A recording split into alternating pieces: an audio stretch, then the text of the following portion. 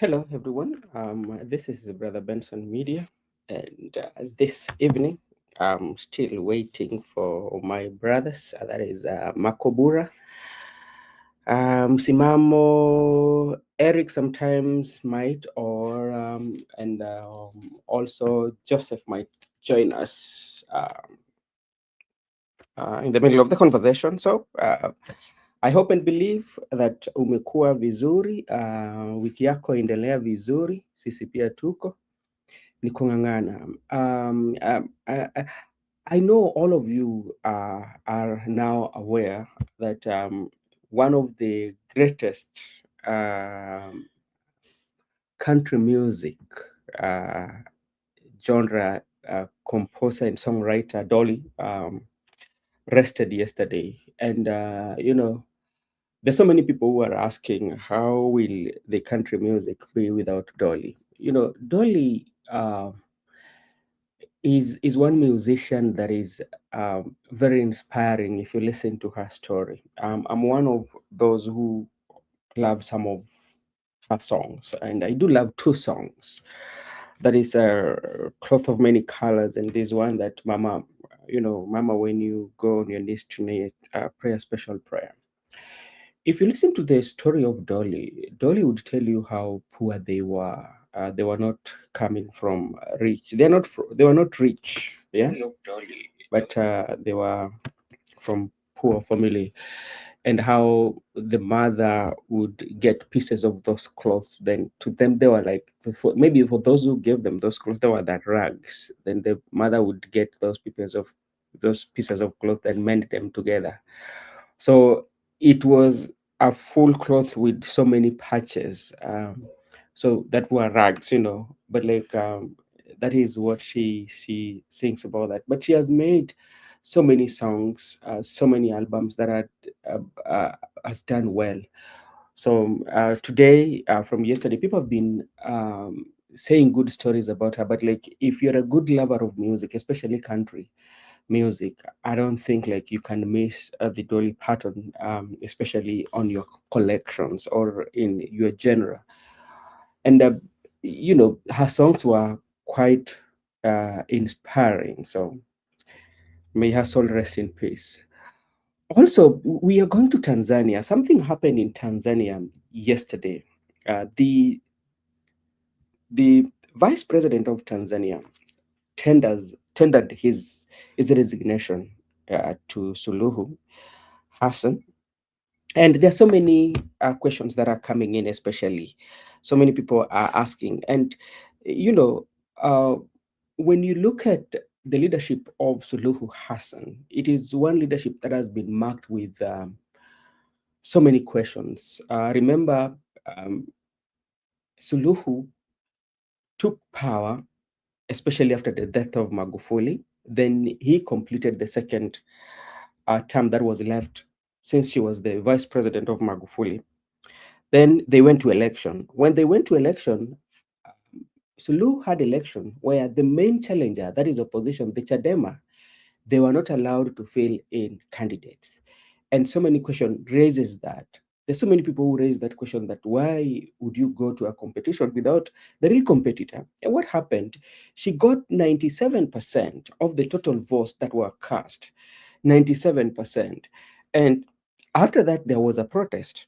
And what happened? So many people lost their lives, And if you look at majority of the documentation, they usually say that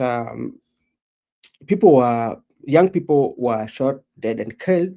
Remember what happened with Larry Madowo when Larry Madowo was giving a documentary on that. So Suluhu, um, her leadership has been questioned. During her leadership, there are people like Humphrey Pole Pole who were very critical of the government. They went missing, until today. I don't know whether they know whether Humphrey Pole Pole have not been found yet. But he was taken from his residence at night, and you would see those pictures from where he was. It tell you that it was a assault. So this is something that it needs to be quite much interesting, especially when you look at the history of Tanzania. One of the things that I would say that Kenya is much ahead of its peers around its bloc is that the new constitution. When you look at Tanzania, Tanzania, ever since they got their independence, they've never actually had a new constitution, especially that are, let's say that people based, that this is our constitution, that we've contributed our ideas and how we want to rule ourselves.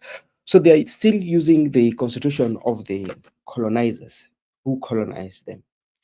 But to look into it, there's these rumors that the relationship between the vice president, Emmanuel Nchimbi, and Suluhu was not very rosy. They had political differences because they say that the vice president was speaking the issues that are affecting people, especially. And one of the things that he was advocating for is about the reforms, especially in the new constitution, that they should get a new constitution as a nation. So, and people say that that one did not go well, especially with the president of the day. And it reaches a point where, it is alleged, it reaches a point where he could not attend some of the state functions, that he was sidelined, especially in the duties. If you go further, if you dig deep, there's something that the president, especially the deputy president or the vice president, we call them, of Tanzania, this is what he said: "I'm convinced beyond doubt that Her Excellency and President desired a change. So I have decided to fulfill my promise." So when you read that statement, it gives actually that during their time working, it was not very rosy, because if the president wanted a change, if the president wanted a change, and this change did not come, or it was not coming through him, so he decided to resign so that that change could come. And this is even sometimes he said, especially in 2027 when they were taking office, kwa naweza mnukuu, alimwahidi Samia Suluhu on 27th of 2025, this is August, alipochukua kazi, nitamsupport kwa loyalty yote, na kama ikihisi inahitaji vipi mwingine, nitaacha kiti. Sasa hii inatuonyesha picha ingine tena, inamaanisha kwamba jamaa huyu alikuwa ametabiri kwamba labda yeye hatakuwa na rais kwa muda mrefu. Ndio maana anasema kwamba ikiishi kwamba inahitajika kuwa rais atataka uh, uh, umepotea wapi?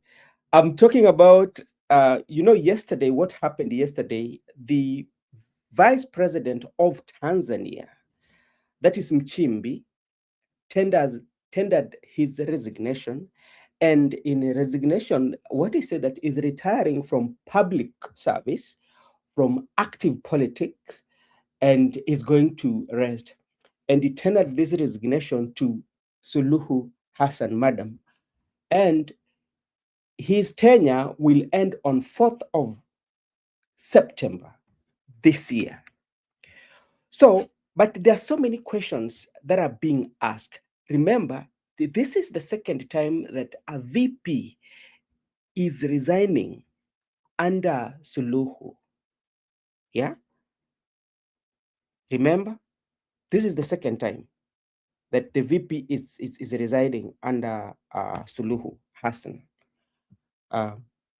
And he's resigning after 10 months of working with president. But the sources reveal, there are those sources that say that there was misunderstanding or disagreement on the leadership that was happening, especially in the executive. Because it seems that the VP was pushing for new constitutional reform. Yeah. And this shimmering, there's been the quiet battles in. until there was a day on July of this month. I think no, July of this year. The vice president of Tanzania urged the Tanzania, actually, there's only one thing that he wants to tell them, and he was addressing the state function. One thing that I want to tell the people of Tanzania, that you should fight for new reforms. And this is say that did not go well, especially with those who are allied to the president, Madam Samia Suluhu. So it seems there is a political war that is happening, especially even within the CCM uh, and even the political field of Tanzania. Makobura, how are you doing?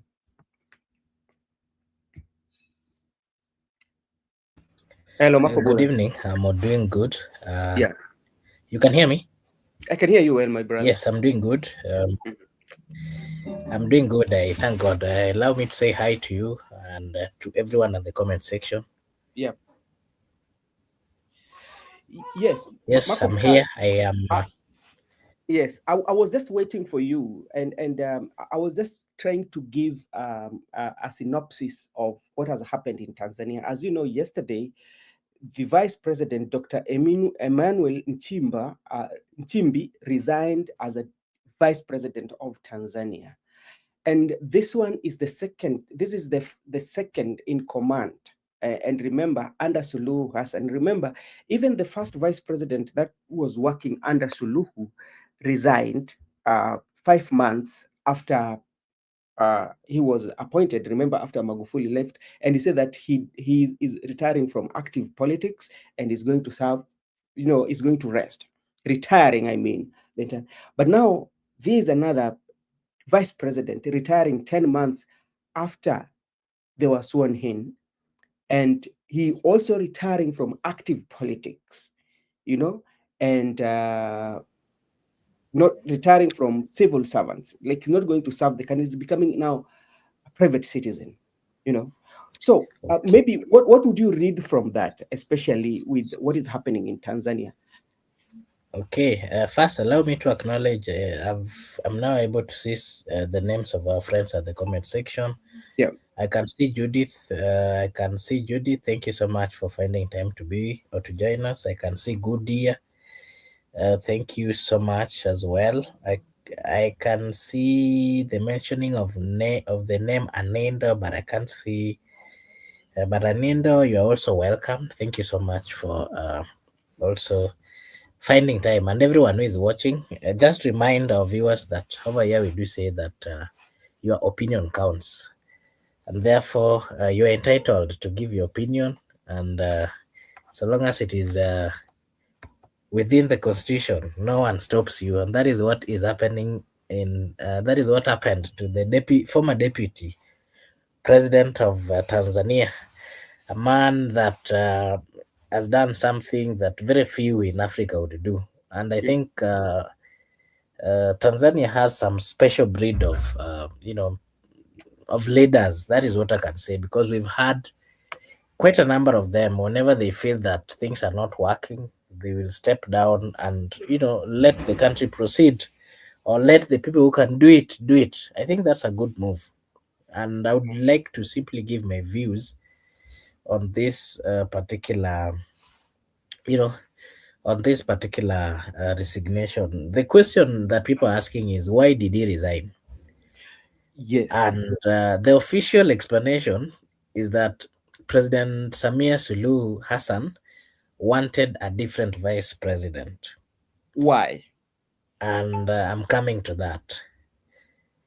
The deputy president Nchimbi is said that before taking the office, if you read everything and the explanation that has been given to the media, Yeah. Nchimbi is saying that before taking the office, he had promised the president, that is Samia Suluhu Hassan, that if she ever felt she needed another deputy, Yeah. he would step aside. Mhm. He said that he was convinced that she wanted a change. So Yeah. he decided to honor the promise that he had made. Yeah. and therefore his resignation takes effect as per 4th of September. That is according to the constitution of Tanzania. As from that point, he would be referred to as a former. Mm-hmm. You know, the other question that is coming out here is, this thing appears as it appears more political background Mm-hmm. than just a resignation, Yes. because let us look at the circumstances under which he came in, and again let us look at the all scenario, the political scenario of Tanzania. Remember, Tanzania and Kenya, there is no difference in terms of politics. The only difference is some of the oppositions within Tanzania and even Uganda, they are being silenced. They are being silenced to the extent where Mm-hmm. some of them are being abducted and with fake or with with accusations which do not make sense. That is the only difference. The same challenges that Kenyan opposition are facing in the hands of the government are the same. Actually, it is even worse in Tanzania. It is even worse in Uganda as well. So my take here would be, the relationship between the two had Yeah. become strained, and if you follow the politics of Tanzania, uh, people had started speculating this. Mm. Of course, with the disagreements which were reportedly involving the governance and the government's handling of political unrest. Yeah. Some of the issues were the same issues that, for example, Rigathi Gachagua used to have with President Ruto. You Mm-hmm. know, Mama Suluhu Hassan, the president of Tanzania, has a style of leadership. Mm-hmm. Her style of leadership is one that I can call ruthless. Ruthless in the sense that I'm relating it, or I'm trying to call it ruthless because of the manner in which things were handled when they were having the election and the many lives, of course, which were lost. That particular style of governance, this deputy president was not he was not okay with it. Mm-hmm. That was part of the political, the differences that this Mm-hmm. particular member, the deputy president of Tanzania had with the president. The other things are also the constitutional reforms, which he also mentioned in his resignation. Mm-hmm. And he called it, uh, I mean, is among the people who are trying to push for a new constitution, saying that Tanzania needed reforms that would strengthen citizens' right Mm-hmm. and, of course, the dignity of the people of Yeah. of Tanzania. Remember, this has always been on the media. The Mm-hmm. CCM officials criticized those particular moves, and Mm-hmm. if you can remember, when they were headed towards the general election, some of them even came out and said that there is nothing like changing the constitution. It will not be changed Yeah. forever and forever. Those are some of the comments, and majority of them was senior politicians who were giving those remarks, and some of them very young politicians. So Mm-hmm. that is something that this particular deputy had a difference. And Mm-hmm. remember, he's a member of the CCM. Automatically, when you have a political stand or a political view that Mm-hmm. is contrary to your political party, you automatically start having a problem. The Yes. others, of course, that he had issues with were the post-election violence, which you saw quite a number of them died, Mm-hmm. and many people, even Kenyans, also had a tough time staying in Tanzania. And actually, an official inquiry reported that 581 people died during that particular uh, Mm-hmm. political unrest. That is a huge number. Mm-hmm. This particular leader, he was more of an activist, the style that we are seeing the likes of Honorable James Orengo and Sifuna. He is that kind. So he was not comfortable with all these kind of things. And of Mm-hmm. course, the other issues were, of course, the issues of power. Remember, as a deputy and president, there are things or matters that you guys have to make together. He was being sidelined, Mm-hmm. especially when he started having some positions on issues to do with with the constitution, Sure. issues to do with the deaths that happened, and all those kind of things. you know, the governments do have intelligence, and whenever they feel that you are not comfortable with their bad moves, Yeah. they will always find a way of frustrating you. So Oh, that is the whole thing yeah. that I've gathered All right. for that particular resignation. All right. Thank you so much, Makobura. And it's something that we're not going to dwell so much in. But like, just to bring you back, you see, when Magufuli died, remember Magufuli also had some conditions or some dictatorial positions that he took, especially concerning the media. There are some media stations that were banned. Even some journalists who at some point were scared of their lives. So when Madam Suluhu Hassan came, when he inherited the administration of Magufuli, he tried to bring what we call the press freedom. We saw Tindulisu coming home. But along the way, something really happened, and the kind of leadership and that hope that everybody had and said that, okay, now Tanzania is moving in the right direction, and we're having a woman on the seat who is bringing change. And, things change. And people started to disappear. There was a young guy who we hosted here. Actually, he was a Chadema guy, very young, at 24 years, I think so. The initial stages when we were starting this station, that young guy disappeared until today, is nowhere to be seen. There's also Humphrey Polepole. Humphrey Polepole became very critical and was very criticizing the government of the day. But, he disappeared. Not only that, there are quite a number of people, especially in Chadema, who lost, who were missing. Again, you come to election, when you came to election, you see what has happened to Tundi Lisu. Until today, still fighting in courts. And it was the very first time that we saw actually Tanzanian going to an election without a competitor, where they said that she got 97%. And even during the swearing in, it took another turn that has never been seen in Tanzania. Now, if you look at under the leadership of Samia Suluhu, there are quite a number of things that has really would want you to ask so many questions, because in your tenure, before even 10 years of your tenure, two deputies, two of your vice president has tendered their resignation, especially one tendered his resignation.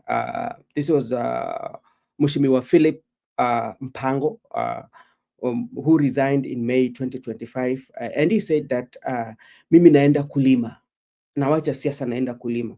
Kumbuka ni huyu ni mtu ambaye ni naibu wa rais, anasema mimi nimewacha kazi, naenda kulima. Na leo pia tunapata Emmanuel pia aye pia anatoka, lakini kitu ambacho kinashangaza wengi, ama kitu ambacho kinafanya utauliza swali about the promise that he made, and now is resigning because he feels that he has not fulfilled that mandate. And what that does one tell you when you look at politics, one, it might talk about the leadership of the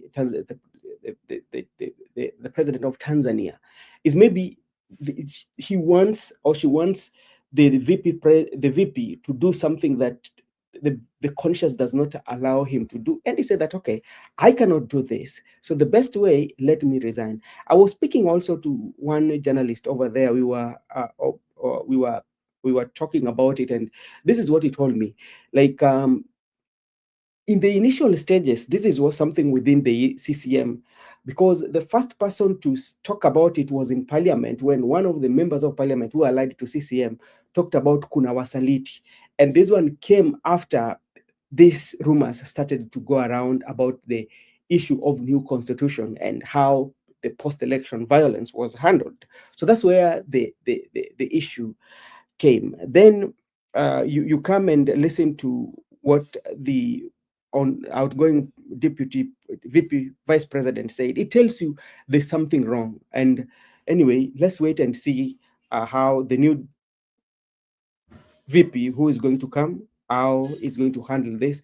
But this one speaks a lot. Even in the CCM itself, there's so much that is going on in CCM that will soon come out.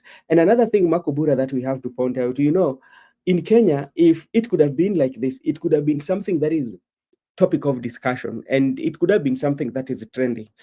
In Tanzania, it is not very easy, especially if you look at even the online media stations like those who are doing the podcast. You will not find them doing political podcast. They usually do the entertainment. That's where like young people have gone. Like if you see the podcasters, the online TVs and all that, they majorly on the entertainment. They tend to leave the politics, maybe because they know the consequences. Anyway, that is Tanzania for you.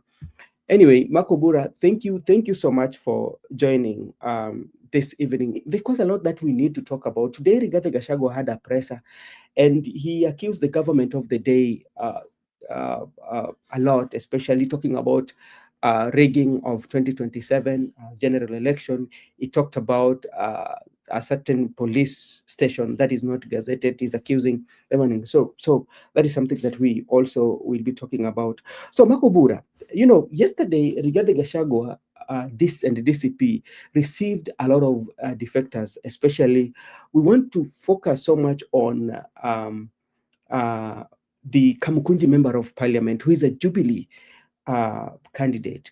And if you look at right now, the latest wave, you find that Rigathi Gachagua is receiving quite a number of defectees from all these political parties, is leading in receiving defectees. And comes at a time when the fellow politicians are calling him tribal. He's a chief tribal, all that the names that they've given him in politics. Why do you think that one is so? Despite the campaigning him as a chief tribal, campaigning him as somebody of shares and a quarter time and all that, but he still has that people still see him as the option. And now we are looking at Nairobi. You see, the Kamkunji member of parliament has joined him. What does that one speak about? The truth of the matter is, quite a number of voters, let me say a 50-50. I don't want to be very specific. Let me say 50 are with the president, 50 are not with the president. That Yeah. is the truth of the matter currently in the politics of the Republic of Kenya. And it is okay. It is well. The reason why I'm saying that is because I personally do work, and whenever I work, Yeah. automatically, sometimes when you interact, you'll find that this is a supporter of the president. Sometimes, if you work again, you'll find that this is a supporter of the opposition. So it is a 50-50. Let me put it. That is my own analysis. Mhm. But I'm not. it is a 50-50. Now, when you look at Nairobi and how Rigathi Gachagua keeps on getting a veteran politicians like Yusuf Hassan, You and know, Yusuf we know is coming let from me. Somali community. What does that one mean about DCP, especially with the Somali communities? This is the reason. Yeah. And I'll speak specifically about Yusuf. Yusuf is a very clever politician. He's clever in the sense that in his constituency, Mhm. majority Yeah. of the voters are Kambas. Hmm. That is the truth of the matter. Followed by Kikuyu. Actually, it is a Kikuyu community and Kamba community who are the majority, and Yeah. then thereafter comes the Somalis, Hmm. and then a mixture of others. So he knows very well. He understands one thing, that his people, majority of the Somalis will have to vote for him, whether he comes with whichever political party that is going to come with. Hmm. Number two, he knows and he understands very well that if he wants to pick the Kikuyu votes, Yeah. then he has to align with them. And Hmm. that is what he's doing. And Yeah. again, he also understands and he knows very well that it is between Kikuyus and Kambas who are the majority in his constituency. Therefore, Hmm. in whichever camp, if he goes the side of, if he goes the side of DCP, he will Yeah. get majority of the Kikuyu votes and Hmm. probably the Kamba votes. Hmm. If he goes, for example, he decided to go with the Wiper, Hmm. then he would have gotten the Kamba votes, yes. Probability of getting the Kikuyu votes would not be guaranteed. So he's a Hmm. clever person. And remember, politics is a calculation. It is not a matter of whether you are aligning with a political party that is from your home. It is a Hmm. matter of how you are going to win. and that Mhm. is the calculation that Yusuf has done, and he's done it perfectly.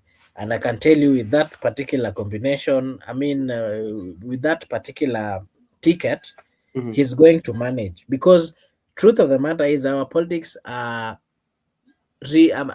tribal based. Yeah. And being that he's a consistent and he's a long time member of parliament, Yeah. and him getting to DCP again Mhm. will possibly guarantee him a direct ticket. There's that probability. Yeah. That is number one. Number two, Mhm. being that is also from the the Somali Mhm. community, a Yeah. community that is also has grown. Rigathi Gachagua might use him as the point man to reaching this other region of the Somali community. And Mm. therefore, he has a bigger political bargain power in this particular party than when he was on the government side. Because on the government side, the top leaders from the Somali community, or that particular community of the Northern Eastern, Mm. the likes of Duale and the rest, have already occupied the space of negotiation. Therefore, the likes of Yusuf cannot have the opportunity to negotiate. Yeah. That is part, and that is the reason why you would have made that particular move. Something But else that you mm. Go yes, ahead. that you've asked of is why Rigathi Gachagua. Mm. Like I've mentioned or I've said, there's a 50-50. All the political parties within the opposition, they take bit of this 50-50. Mm. And the government side, let me put it so, and their parties also take the 50.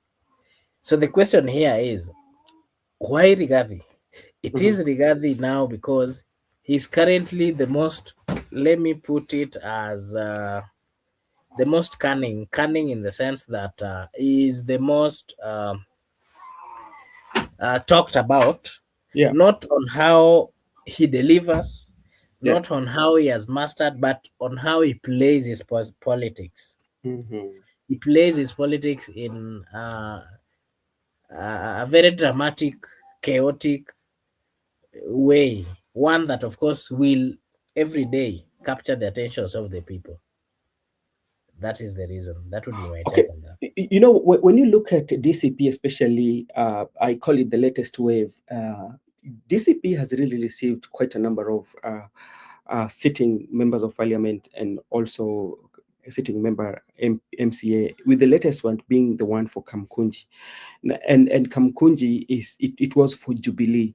What does this one speak about um, the Nairobi politics? You will talk about that. Then, if I look again on DCP, just the other day, 10 MCAs of Kajiado, which means three kutoka ODM and four kutoka UDA and one kutoka Jubilee walikuwa wameingia DCP on August 10th. So that's like 2 weeks ago. Then you go again on UDA member of parliament from Gatundu South, Gabriel Kangobe. Two went and joined DCP. What is Rigathi doing so differently than these other political parties like Wiper, especially other Jubilee, are not doing to attract so many massive movement, especially from the UDA to DCP, from ODM to DCP? What is Rigathi Gachagua doing differently, bearing in mind that he has been named in Yes, politics the chief I'll tribal? give my take on that, and this Yeah. is my take, or my reasoning on that. Mhm. Kenyans are a funny breed, Mhm. very interesting breed. They are the most, uh, you know, they're the most. How do I even put it? They are clever, Mhm. and again, they like going with waves. Mhm. What is currently happening is Kenyans like a combative Mhm. political leaders. Yeah. Combative in the sense that they like leaders who would point out issues Yeah. with with some vigor. Mm-hmm. They will come out, fight something as if they're going to give solutions if they're given that opportunity on that particular day. Yeah. So that is how Kenyans do see Rigathi Gachagua. Rigathi Gachagua is tackling issues head on, Mm-hmm. and he's also dramatic. Dramatic to mean that he makes certain moves which few people would believe that he can make certain those moves. Like he's somehow unpredictable. Yeah. That is one thing that Kenyans like, and that is why Raila Amolo Odinga did. For a long time, he was the favorite of the people of Kenya Mm. because he would simply get to the street and tell the people we are going to street tomorrow, we are having a holiday, and everybody would respect that. Mm. Rigathi wants to try get into the shoe of Raila Amolo Odinga on how he plays his politics. Remember, Raila several times. There is no single day Raila was called. I don't remember him being called by NCCIC. I don't know, called by GDCI to go write a statement. I never heard of that. Mm-hmm. Okay. And Rigathi is coming out to start playing that particular, politics. The other day was saying he'll not go to DCI, he'll not go to NCI. I don't, Mm-hmm. truth, reconciliation, and what. And he's doing so. And if you look at the bigger picture, the people would then ask, what is the need of even going there? Is there any serious thing that he's going to do? So Mm-hmm. the people in their thinking also, they say it is a waste of time. Even if he goes, there's nothing that is going to change. So there's that support that he also gets, and So, he knows how to let me say, he knows how to evoke emotions at a mhm, particular time. When emotions needs to be evoked, he mhm. does so, and therefore he gets the sympathy from the people. So, so what do you think is this driving force, especially, or driving factor that is pushing, especially majority of this leader towards Rigathi Gachagua? Because, for instance, if you talk about Mm. Hassan, for instance, we would say that he's not an originator, or his origin is not from Mount Kenya, and this Mm. is somebody that has been in the leadership. Maybe there's so many things that he has done for his constituents, for a long time. Even This during the is this is the reason. Remember, yes, Jubilee Party and ODM dominated the Nairobi politics, yes, and it was a 50-50. hmm, It has always been said that majority of Mount Kenya people are the ones who lives within the Nairobi, hmm, because it's just adjacent to the Mount Kenya region. hmm, So out of that thinking, we've always had, uh, Raila within his ODM. He yeah, has always, mastered how to capture the votes of Nairobi. hmm, And with his absence, there is no any politician that never lined with Raila Odinga would easily get their votes. But hmm, for years and years, whether they are from whichever part of the region, they would easily hmm, be identified with ODM or working closer to Raila Amolo Odinga. The reasons were the people hmm, of Nairobi were a little bit more focused. They were the first and people would receive and yeah, experience what the country and how the country was moving. And okay, therefore, if Raila talked about all those issues, they would feel part of that compared to the people in the in the rural, whom some of them partly were not really exposed to get to experience what, the aftermath of the mm, real economic revolution and all those kind of things. Remember, if with the absence of Raila Amolo Odinga, there is no guarantee that ODM will ever survive in the politics of Nairobi. That is one of the reasons and and one of and the. and and that's the question that I wanted to ask you, because there are those who are viewing this that in the next general election, based on how Rigathi Gachagua is kind of like getting majority of people shifting to his side, he might be the biggest beneficiary, especially in Nairobi politics, by gaining or getting majority of members of county assembly, uh, and at least some members of parliament, which has always been dominated by ODM. Do you see that one happening? It is going to be possible, and it is going to go to his advantage. It Yeah. should have gone to the advantage of Linda Mwananchi. Mhm. Probably it might still, Yeah. but the challenge of Linda Mwananchi is one. They would have come up with a political party that Which they are they trying to register. identify. They are still fighting themselves. They are still fighting in the Yes, courts. If today they had a political party, if Linda Mwananchi was a political party, Mhm. I can tell you we would also be seeing quite a number of people shifting to Linda Mwananchi. The Mm. only problem currently is majority of leaders do not want to associate with this government, Mhm. especially the Nairobi ones. Mhm. Those who are serious, who really wants to get to be re-elected, Yeah. they do not want to associate because if they come out at the last minute, Mhm. they would be told that you are not genuine, and therefore they will be irrelevant. Yeah. So most of these leaders, they try look at which window is open, which window can which house can we get into, and most of them are seeing it as they're associating it themselves with the DCP because it partly carries the vision of the Linda Mwananchi and of course the expectations of the opposition. Currently, Kalonzo Musyoka would also be doing good, but he has been quiet, he has been silent, and Yeah. therefore there is some lukewarmness in that particular party that people, if you get there, people would start asking you, why are you getting to a party that is, wameenda chini ya maji? Mm. So that is the reason why Rigathi Gachagua is getting that attention because he's been vibrant, he's been consistent. Mhm. That is why I've also said if Linda Mwananchi was also having a political party, you'd be seeing similar movements, both to DCP and Mhm. Linda Mwananchi. Or Today. if Wiper was also active as it had always been some before, Yeah. partly you would be seeing certain movements as well. Actually, if Wiper was more active, Yeah. we would have seen Yusuf shifting to Wiper Mm. because Wiper and ODM were almost similar in their views and thinking. They worked together for quite a long. Mm. Yes, that would be. Gashagu has seen that he has attraction of aspirants want to come to his party, both are currently serving and those who are aspiring to be. So he decided to form a committee of seven, and this seven especially is meant to receive the defectors, especially from other political parties, where the people who are going to be sitting in that committee include John Medhu, Cleophas Malala, uh, and some other leaders.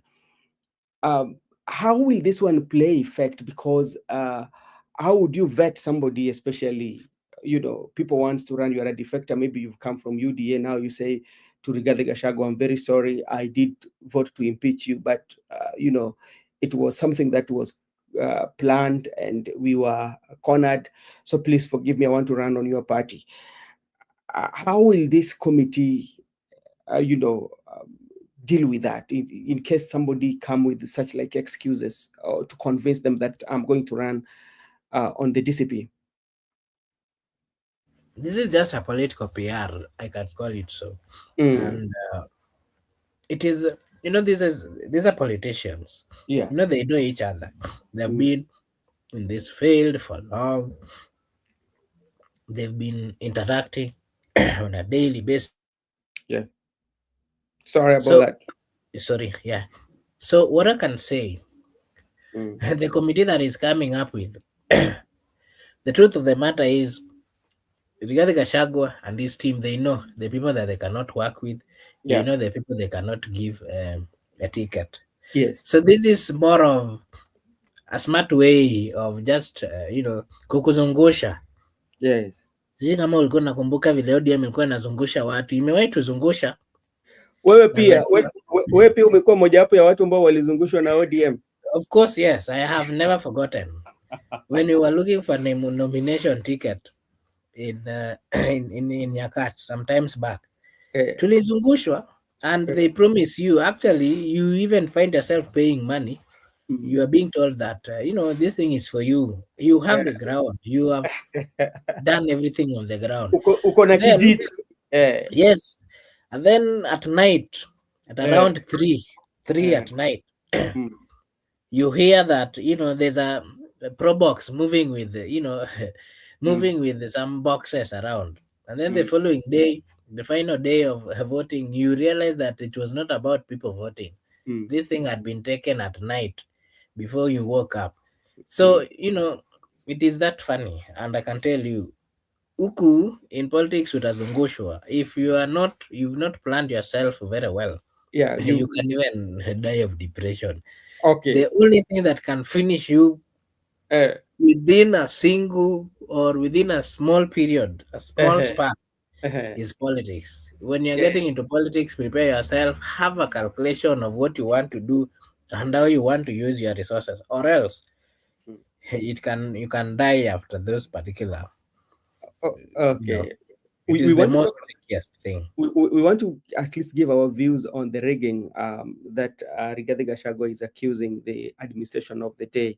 But before that, a video from Kenya shows a security personnel is camouflage running a new gray SUV and a red deep path with the user saying a man unleashed the bee on him. Sasa kuna jamaa alikuwa ameenda kushikwa na mapolisi, kumbe ni mtu ambaye ni mkulima wa nyuki, akasema nyinyi mmekuja, akawachilia mapolisi wanakimbia wakienda. Hiyo ni Kenya, hiyo, that is our country Kenya. Now Makubura, today Rigathi Gachagua had a press, and there's so many things that Rigathi Gachagua raised, uh, the very issues here. And Rigathi Gachagua claimed that President William Ruto administration and the IBC are steering a tender towards South Korean farm Miru system, citing its past issues in Argentina, Philippines, and Congo. He alleged that plan involved creating a new voters registry to suppress opposition voices, with official already granting the company database access. Gachagua called on IBC chair Erastus Ethekon to ensure transparency and urged sticking with the current Smartmatic system to avoid repeat of 2027 208 violence. The IEBC tender closes September 1st, but Gashagwa insists the winner is already decided. That is according to that. Then this is Dr. Miguna Miguna. This is what gonna. These are very good question at regard to which we need comprehensive answers from IEBC. However, we also want you to table evidence. You had stated links, Hassan Ali Joe, and to others, Miru Onas in Medhu, your aid to camp. So there's a big accusation here. What do you think should happen based on the allegation that uh, former Deputy President Rigathi Gachagua is leveling on the current administration of the day? I think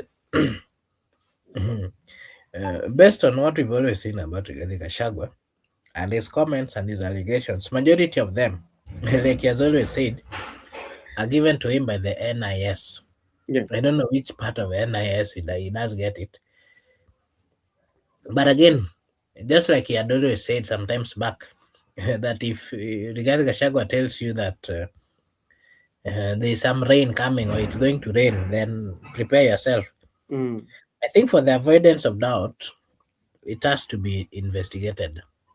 Who Let is it going be. to investigate? Who is going to investigate? The same government you're accusing, or who? No, Mm. these are certain matters that even within the jurisdiction where we live, Yeah. there are matters that can be investigated, not internally, because there are Mm-hmm. matters that are, of course, touching on the government, Mm-hmm. and of course, even it's touching on the government and the leadership. So there's a procedure of doing that. But if it is so, Yeah. then first the procedure is the departments within the country need to come out and give clarifications on the same, so that the people of Kenya would not have doubts, because these are matters of, I can call it matters of death and life. What we experienced in 2007, 2008, Yes. it's something that can be avoided by just making the right systems. What we experienced in 2013, 2017, 2022, Mm-hmm. there are things which can be avoided when we have the proper way, Of the right systems of ensuring that the will of the people, as mm-hmm. per the constitution, the elections are verified, Mm-hmm. and that there's transparency in it. Mm-hmm. And whenever there's that transparency, we are human beings. You can Yeah. always sense and know when something is transparent or not. When something is verified or not. Yeah. So to avoid all this many questions on Mhm. the minds of the Kenyan citizens. Mm. Let them do what is right.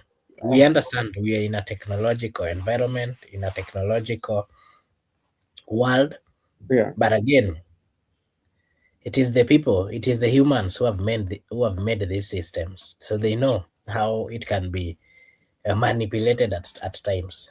So to avoid all this, let us just do what is right. That would be my view and my take on that. All right, thank you so much. Today I saw especially members of parliament from Luo Nyanza. They were addressing Rigathi Gachagua, but that is not something that we are going not to speak about. But they distanced themselves that Moses Wetangula have never taken them to State House to get those letters. And one of the officials from TSC was, I think he's a member of, was asking people to bring evidence. Yet the evidence is the video that is going around that was said by the member, the president of the assembly, that is on Masika Wetangula. Yeah, so they are saying they've never been given any letter, especially to give to or to give to the teachers, especially in their areas. But that is something that was said by Moses Wetangula. Maybe your reaction on that? Okay, my reaction to that is this. Moses Masika Wetangula, like you've said, is the president of the parliament. And, if it is allegation, Mhm.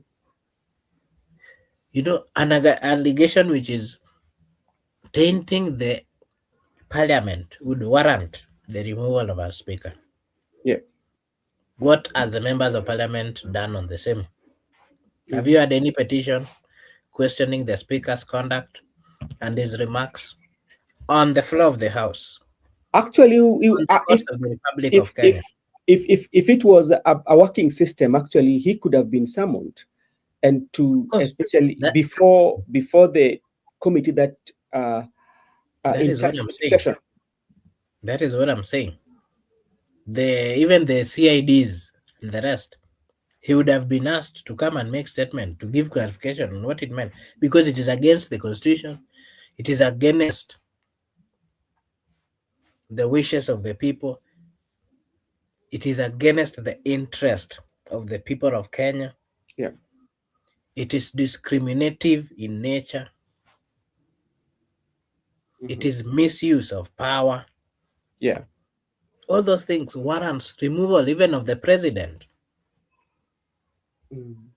if we were following the constitution to the latter. Because those are grave allegations. Those are serious things. Mhm. All right. And We will. you know, Yeah. it is strange that we live in Kenya and such things are happening, and yet the allegations are coming from the senior most.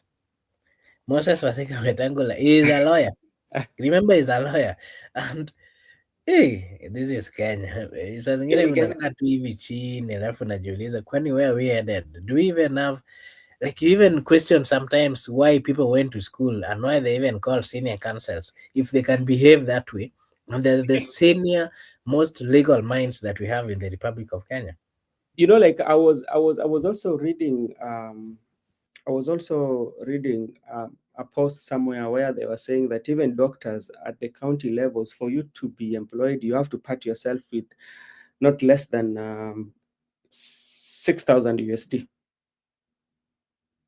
So, like, if you have to be employed, Those things are happening, let me tell you, and not even within the government. yeah, Actually, uh-huh. in government places, it is much.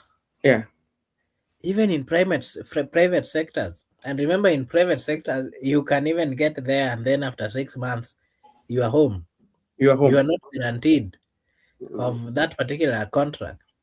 yes. Actually, some of them are going to an extent where they Mm, even collude with the owners or with some companies.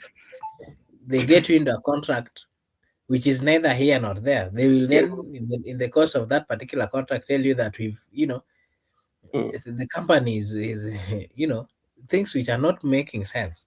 yes. So it is that strange. We are experiencing, and we are also seeing all those kind of things, and they're not strange here in Kenya because mm, We do see them on a daily basis. And remember, we have departments, we have what we call legally mandated departments to ensure that all those kind of things do not exist, mm. and they're the ones who are actually enabling that. Okay, let's stop there. We are still dealing with the politics of Nairobi. The other day, we saw Mama Ida was celebrating her birthday. And at some point, we saw Junior, and the political took a center stage whereby it was Mama was endorsing or Mama was freeing Junior to go and vie for Kibra seat. And this is not something that we would say it is new. If you go back in the history of Kibra seat, back in the days, even I think that before it was, because like I think it used to be Langata then. It was also say that they wanted Fidel, the late Fidel, to run for that constituency. Then it was Rosemary. Actually, Rosemary was for Kibra. And Rosemary came when the Okoth, Ken Okoth died. Remember Ken Okoth? And I don't know, something along the way, she got sick, so she withdrew from that race. And by then, Eliud Owalo was best friend to Baba by then, and Eliud Owalo wanted to run for that seat, but there was disagreement. He went and partnered with Musalia Mudavadi. He ran through ANC, and that seat was given to Imram Okoth, the brother to Ken Okoth. Then he finished the tenure of Okoth. Now, what is happening is that Junior Raila is going for Kibra seat, and yesterday Mama Ida was giving him out to the people of Kibera, bearing in mind that this Kibera has always been a home, like the home for Raila Odingas. They see that that is their home. What do you make of this, especially when you look at politics and bringing Junior? And if you look at Junior, Junior is not a very good orator, especially when it comes to politics. I don't know, because he still is a new entrant. He will get used to the political and get that vigor. What does this one speak to you?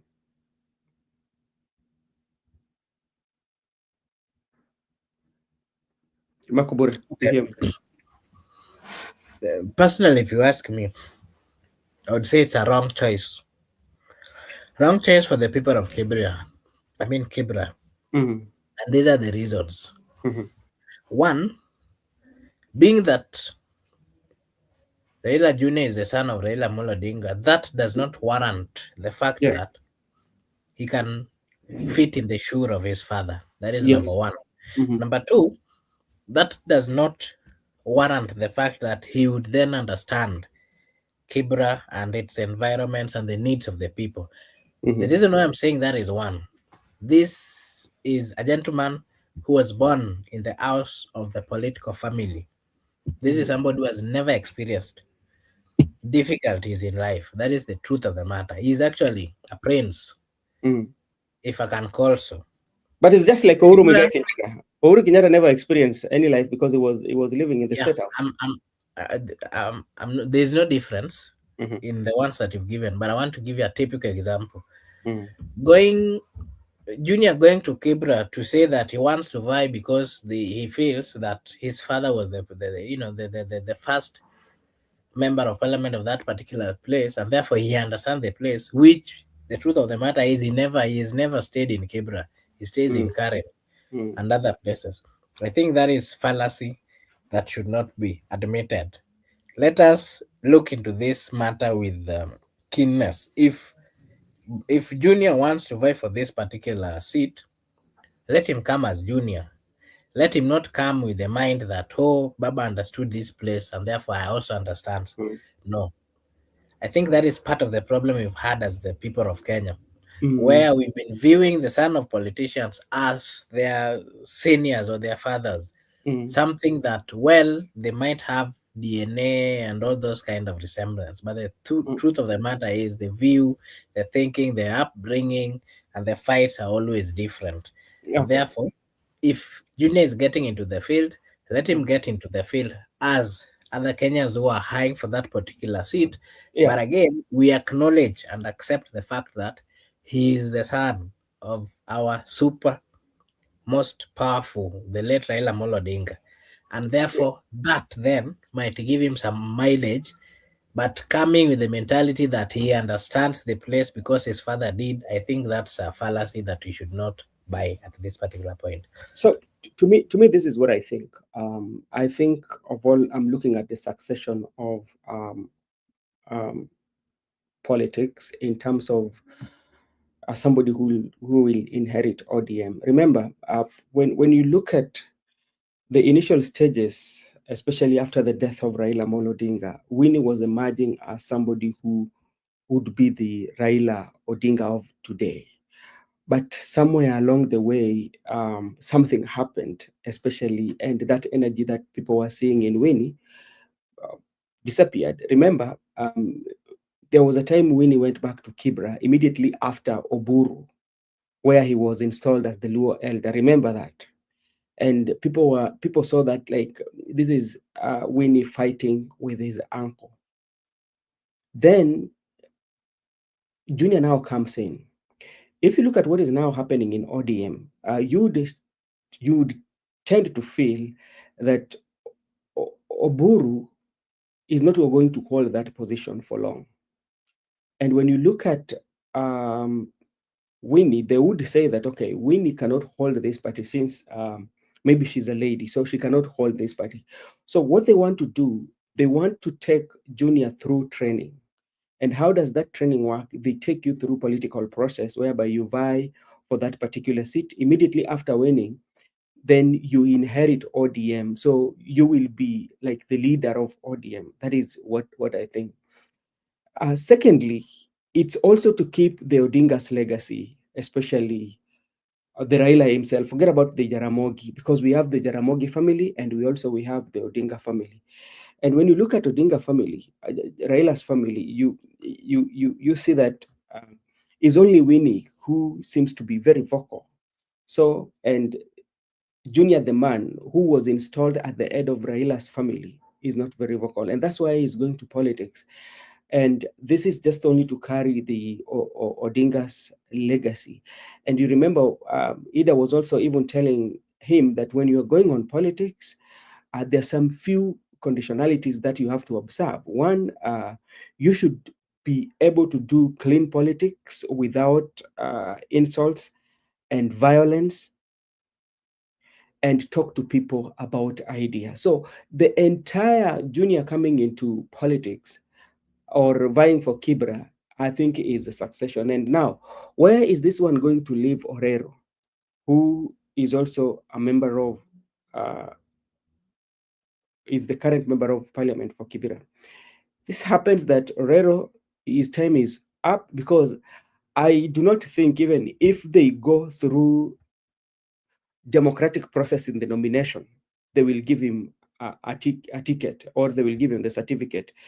I think Junior enjoys to get that certificate, even if he doesn't run. He will be given, being the son of the Right Honorable Prime Minister Raila Amolo Odinga. That's what I think. That is very true. Yeah. It is very true. And that again talks about the democracy that we keep talking about. Makubura, More so something. on the political side, on the Yeah, on the political party. on the political side, because like maybe even just to talk about democracy that ODM is looking for. You see, the other day, you've heard how Chilayako says that he doesn't want and the people of Ulinda Mwananchi to go to Migori, and even their supporters are saying no. But there's something behind the scene here that these people are fighting that we don't know. And I don't know who is going to win it. But when you take Orengo out of the equation, because we have Wanga, we have Raymond Omolo, we have Babu Owino, you know, to me, there is a shimmering, would I say, battle between these two, between the three. And the person who might lose it in the end goal might be Wanga. But the people who are going to be people battling to inherit the support base, especially of Baba in Luo Nyanza, would be, for now, we would speak of Raymond Omolo and Babu Owino. Yeah. The reason why I'm saying that is this. You know, Honorable Gladys Wanga is using the position that she has in ODM as the chair to consolidate uh, the followers. And at some point, is using a lot of money to maintain the bloggers and all that. And that's why the other day, remember, he said that if you feel like you are angry, you can collect yourself in a group and call me, and I will give you some money so that you can eat. It tells you how mobilization, especially to keep the foot loyal soldiers, he has to spend. Come to Raymond Omolo. Raymond Omolo is not a politician, but what Raymond Omolo is doing, especially in the widows, the widows and this empowerment that usually he sponsors, puts him ahead, because you find that every funeral you go, especially in the villages, you will hear the old women talking about, we want to see Raymond Omolo, which means they know there's a guy called Raymond Omolo, but they do not know him in person, you know? Yeah.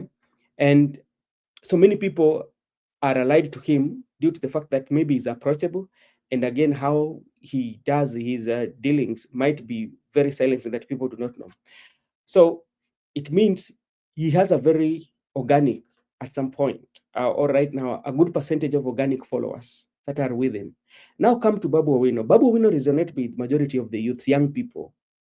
And because of his courage, because on how he does his politics, and because of his background, because people feel like this is the person that would speak for us. And this did not start the other day, even before, it started long way after, even before the death of Raila Molodinka, and even during the universities. And even if you go to the villages, you talk to people. There's a time I interview a guy in the village of Kisumu there. Everybody is thinking about, they know if they ask anybody who can can inherit the influence of Raila Molodinka is Babu. So you find that Babu Owino it is organic for him.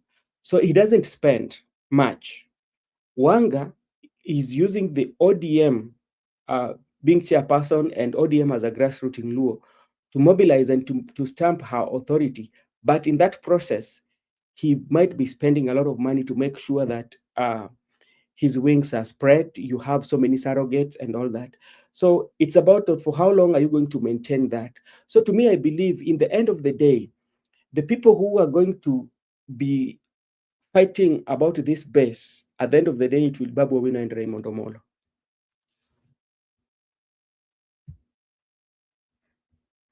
That's what I think. The politics, more so on the lower side or the Mm, lowland, it's going to be tricky because uh, there's a lot of people who are trying get to get to the elm or to get to the top, but it is not easy. That is why we are seeing even the issues of goonism. Some of them are getting into the goonism as a yeah. way of you know simply trying to come out to show Mm, or to behave in a manner that they would think that they are the leaders, but that is contrary to the people's expectations and what they are definitely. speaking about. Mm-hmm. So they still march. I think what we can do is still give them time, let them fight, so long as they are living and respecting the views of the people. Mm-hmm. Let them fight. Even if you have money, much Mm-hmm. money, at some particular point you'd have used it until Yeah. you don't want to use it more. Eh, So, mm, well, we understand the fact that the people are not doing, the people are not benefiting out of that fight. mm-hmm. But it is upon now the leaders to decide. Let them fight at the right time. Wanasemanga, an African, I don't know whether it's Luo or an African proverb that says that I know it in Luo that if you see two bulls are fighting, just let them. One Yeah. will decide to leave and run away.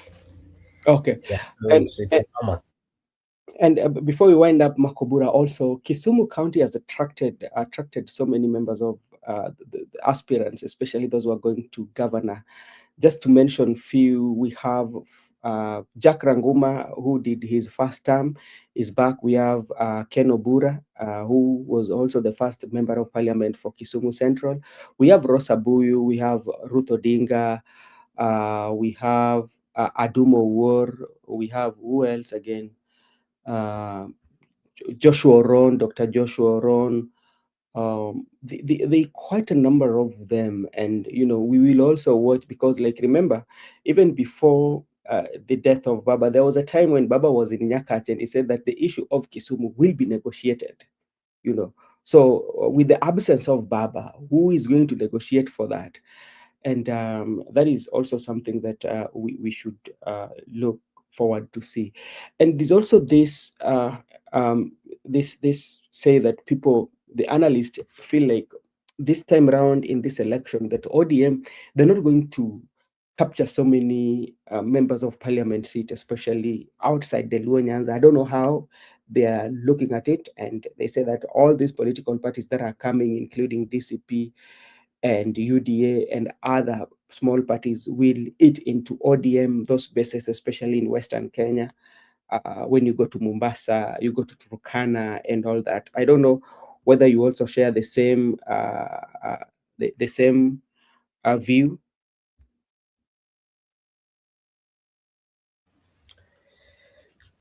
Yeah, still again, in politics again, if you want to be like a universal or a national leader, there's much that it involves.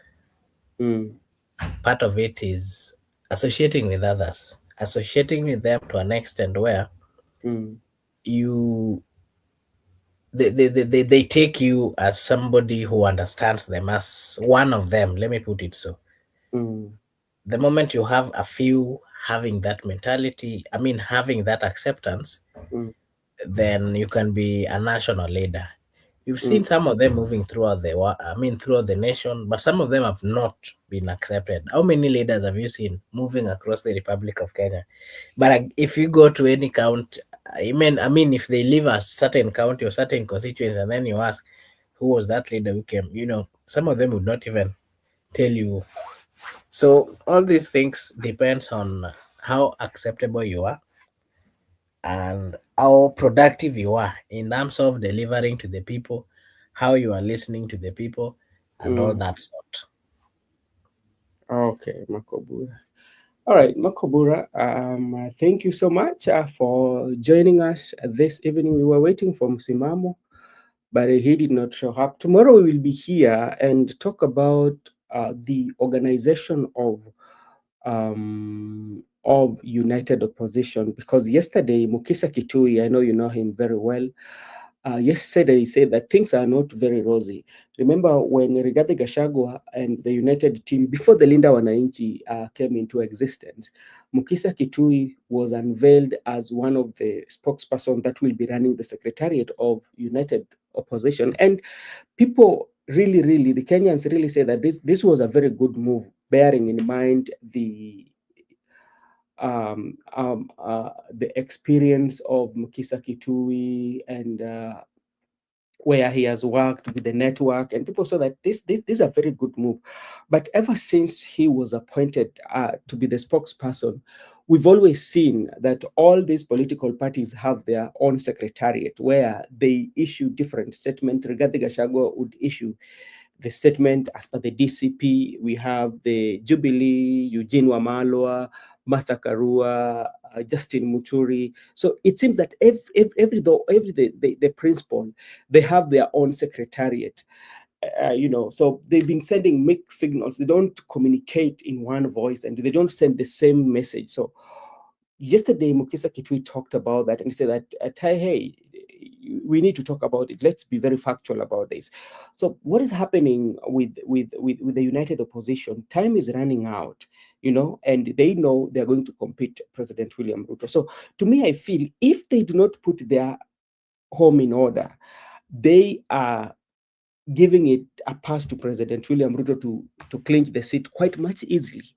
But if they united, President William Ruto will have to work more harder. So, like, that is something that tomorrow we will talk about, and we will say that how is this one making President William Ruto smile to the ballot? Because the more you continue to give conflicting statements and not united, that is advantageous to President William Ruto because he's studying you. Remember, he has we know he's the candidate for the government and is the candidate for the broad-based government.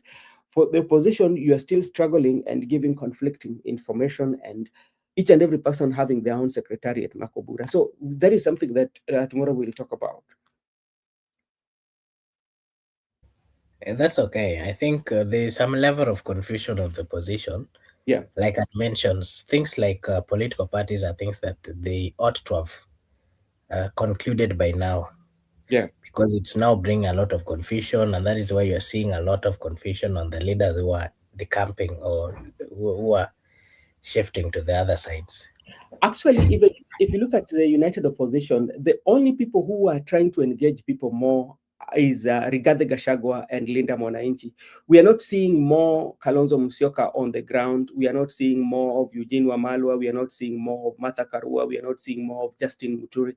Matiang'i is trying, but you cannot compare what the Linda Mwananchi is doing, Rigathi Gachagua is doing to engage with the people, or to Kalonzo Musyoka, and Eugene Wamalwa, Martha Karua, and all the united opposition. You know, it's only Rigathi Gachagua and the group of Edwin Sifuna. Those are the people who are in popularizing themselves. So I don't know what's wrong with Kalonzo Musyoka, though. Yeah. Uh, you know, I think this is the first time we are having, quite a number of opposition leaders when we are still almost a year to the general election. Remember, Mm. normally what we've always witnessed is a month or so, or 3 months or so. That is when we've always seen. Uh, that's when we've always seen that parties coming together. But this time around, if you look at the opposition, there are quite a number of parties, and I think the earlier they solve their issues, the earlier they come together, the easiest they will find it out here. So that they can consolidate. Yes, If because like it is you know, very necessary for them, and yeah. that is going to assist them penetrate the different parts of the Republic of Kenya, and eh, even the people will see them as a serious union. but remember also Makobura, I think there's something that also they need to do in earnest, because remember when they will come together and say choosing their flag bearers and writing on how they are going to share those positions, because that is very obvious, because no political party especially would go it alone. Even DCP, if they go alone, they cannot win. They might get good number of MPs from the region where Rigathi Gachagua comes from, but like that one cannot make them win the presidency. So if they do it early enough, there are those disagreements, that fallout that usually comes during those negotiation, and because everybody wants to be given a position. So those who feel that okay, here we've not no justice has been done to us. There are those who will go to the government side and say that we went there, we thought we would get position, we are not given, and we feel when we come here we will get. Remember what happened between Alfred Mutua after signing a memorandum of understanding with Azimio. He ended up going to President William Ruto, and President William Ruto offered him that okay, if you are here, I'm going to give you this position in government, and he ended up getting it. So if you do it early enough, it gives that window period for those who would want to go back, or those who want to run, or those who want to the campaign you would do it and by the time you reach the voting day or the campaign period, you've already solidify your base very well. Like those who are going to fall apart have fallen, and now you have a path that you are following. So I think that is something that also they should consider right now. Yeah, very well, because when you are within the government side, it's easy to negotiate amongst your political parties. Yeah.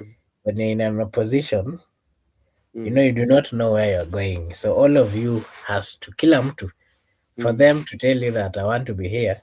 yeah. Everybody would try. So the better, or I mean, the early they sort the issues and have a political stand, Yeah. the better. Because currently everyone is speaking about the issues. Everyone is trying to come out to be seen, and that is really confusing the people. It is confusing the supporters of the opposition. Mm. So it's something they really need to work on to ensure that there's that clarity on the stance of the opposition, and that, of course, would give them an added advantage. That would be my take. All right. Thank you so much, Mr. Marco Bura, for taking your time to be with us in this afternoon session. Tomorrow we'll be here again, and we will discuss so many of this too. The people who are watching us, thank you so much, Goodia, Judith, Brenda, and Anindo, who joined us earlier. May you have a lovely evening. See you tomorrow evening, same place, same time with the same host. May God bless you all.